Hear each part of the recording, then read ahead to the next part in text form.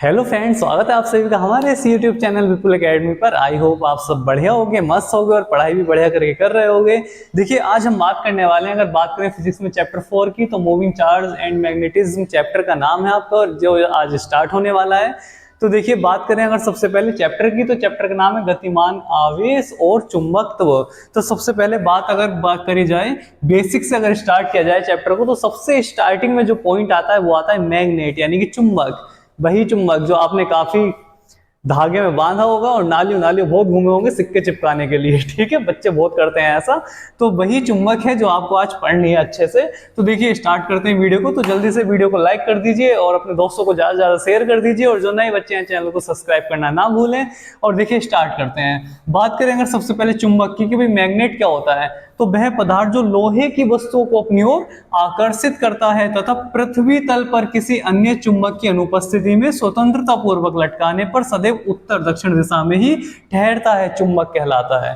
ठीक है, तो अच्छे से आपको हेड डाल लेना है चुंबक, यानी कि बेसिक से स्टार्ट कर रहे हैं चैप्टर को बिल्कुल। और स्टार्टिंग अगर की जाए तो सबसे पहले आपको चुंबक के बारे में पता होना चाहिए कि भाई चुंबक होती क्या है।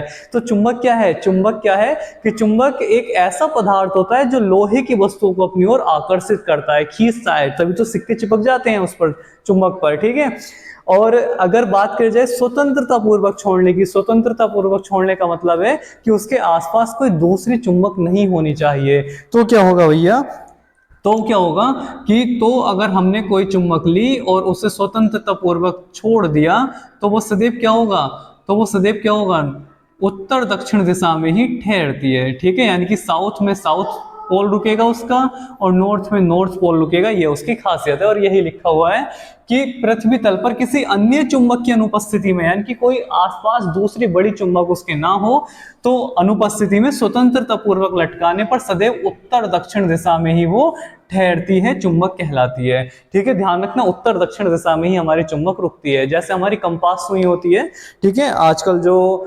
मतलब घड़ी आती हैं उनमें कंपास सुई वगैरह लगी हुई होती है, या फिर चुंबकीय सुई की बात करें, चुंबक की बात करें, तो मान लिया हमने अगर ये चुंबक है, चुंबकीय सुई है, और इसे बीचों बीच में धागे से बांधा और लटका दिया और कहीं भी छोड़ दो, तो धीरे धीरे धीरे धीरे धीरे धीरे ये क्या होगा, उत्तर दक्षिण दिशा में, यानी कि नॉर्थ साउथ डायरेक्शन में ही ये ऑटोमेटिक रुक जाएगी। ये इसकी खासियत है। ठीक है, इसका प्राकृतिक गुण है, और परिभाषा में भी यही आता है कि जो लोहे की वस्तु को अपनी ओर आकर्षित करती है और उत्तर दक्षिण दिशा में रुकती है, क्या कहलाती है? चुंबक कहलाती है। ठीक है, फिर नेक्स्ट बात करते हैं चुंबकत्व की। तो अच्छे से आपको हेड डाल लेना है चुंबक और नोट कर लेना है।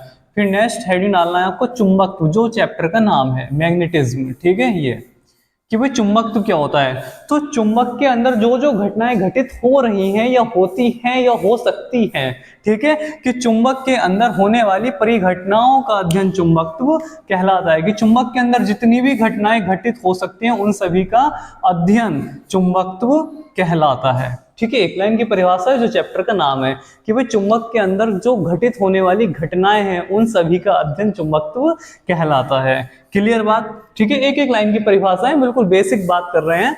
ठीक है, चुंबक क्या हो गया कि जो लोहे की वस्तु को अपनी ओर खींचता है और स्वतंत्रता पूर्वक छोड़ दो तो उत्तर दक्षिण दिशा में ठहरता है, चुंबक कहलाता है। ठीक है, उत्तर दक्षिण दिशा का तो आपको अभी पता चला होगा, नहीं तो ये तो जरूर पता होगा कि जो लोहे की वस्तुओं को अपनी ओर आकर्षित करता है। ठीक है, समझ रहे होगे आप सब। अब बात करें चुंबक की, तो चुंबक क्या है कि ये चुंबक के अंदर जो भी घटनाएं घटित हो रही है इन सभी का अध्ययन चुंबकत्व है। ठीक है, कि चुंबक के अंदर होने वाली परिघटनाओं का अध्ययन चुंबकत्व कहलाता है। खत्म चुंबकत्व भी। ठीक है, हेडिंग डालकर अच्छे से लिख लेना है, बिल्कुल बढ़िया करके। सारे टॉपिक बिल्कुल होने वाले हैं कंप्लीट इस चैप्टर के भी, तो बिल्कुल बेसिक से स्टार्ट किया जा रहा है। सही है, तो अच्छे से इन्हें बेसिक बातें हैं लेकिन पता होनी जरूरी है, इनके बिना आगे काम नहीं चलने वाला है। और बिल्कुल मजेदार बातें हैं, मजा आ जाएगा। ठीक है, बस पढ़ते रहो। तो बिल्कुल अच्छे से हेडिंग डाल लेना है, 2 हेडिंग खत्म, कि चुंबक के अंदर होने वाली परिघटनाओं का अध्ययन चुंबकत्व कहलाता है। अगर बात करें चुंबकीय क्षेत्र की, तो भैया चुंबकीय क्षेत्र क्या है? अरे वही तो चुंबकीय क्षेत्र है, ये चुंबक है और इसने पता चला कि यहाँ पर एक सिक्का पड़ा तो खींच लिया, चिपका लिया। ठीक है, ये चुंबक है और इतनी दूर से इसने सिक्के को खींच लिया। ठीक है, समझ रहे हो ना कहाँ खींचा होगा? ठीक है, ये सिक्का है और ये चुंबक है, इसने एकदम इसे खींच लिया, तो अब खुद दिमाग लगाओ कि यानी कि यहां तक क्या है, इसका प्रभाव है, इसका खुद का क्षेत्र है, तभी तो इसने इसे आकर्षित कर लिया होगा।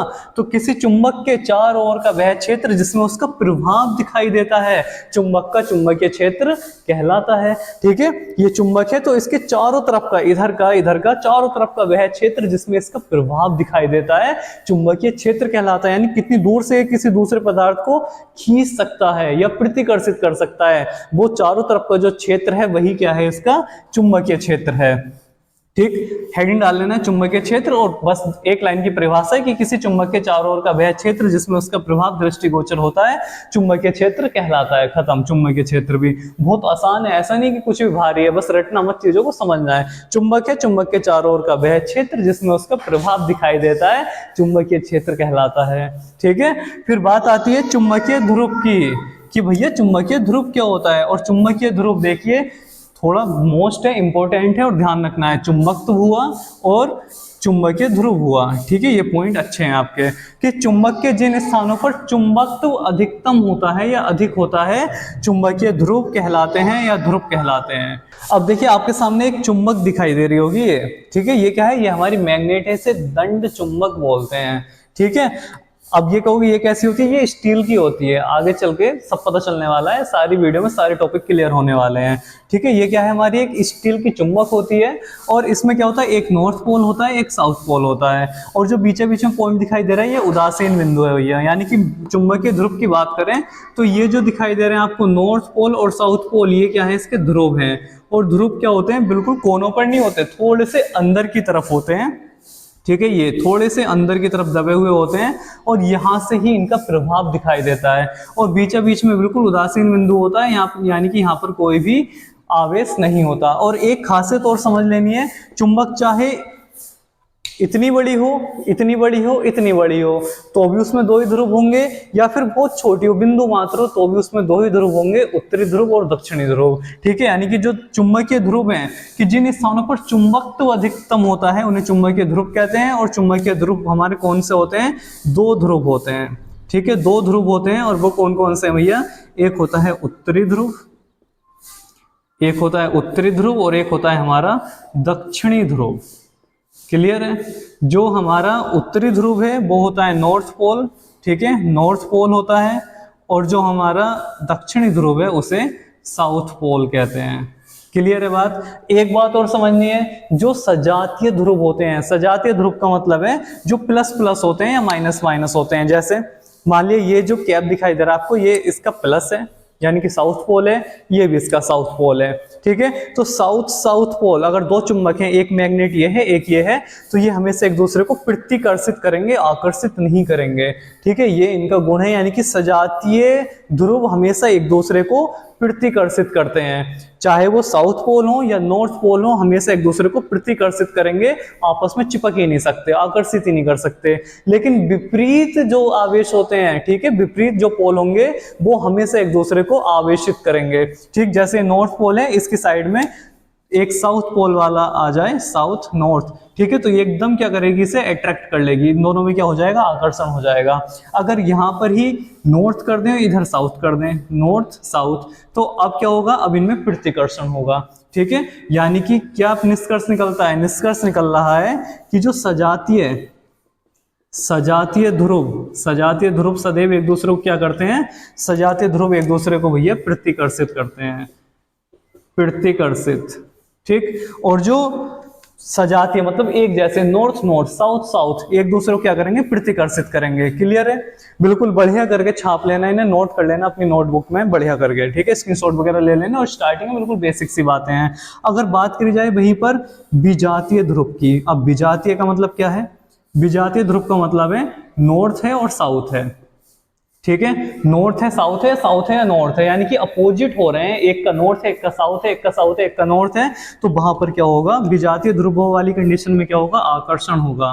ठीक है, वहां पर क्या होंगे, एक दूसरे को वो क्या करेंगे, आकर्षित करेंगे। तो ध्यान रखना कि हमारे जो ध्रुव हैं वो दो होते हैं, एक उत्तरी ध्रुव नॉर्थ पोल, एक दक्षिणी ध्रुव साउथ पोल होता है। और जो सजातीय ध्रुव होते हैं, जो सजातीय ध्रुव होते हैं वो हमेशा एक दूसरे को प्रतिकर्षित करते हैं, जो एक जैसे होते हैं, प्लस प्लस एकदम एक दूसरे को क्या करेंगे, प्रतिकर्षित, माइनस माइनस प्रतिकर्षित। अगर विजातीय ध्रुव की बात करी जाए तो वो हमेशा एक दूसरे को क्या करते हैं, आकर्षित करते हैं, अट्रैक्ट करते हैं। ठीक है, तो बस इतना आपको पता होना जरूरी है और ये बातें आपको ध्यान भी रखनी है। ठीक है, बाकी धीरे धीरे आपको सारा कुछ चुंबक के बारे में, सारा टॉपिक, पूरा चैप्टर कंप्लीट धीरे धीरे एक एक स्टेप करके हर वीडियो में मिलने वाला है।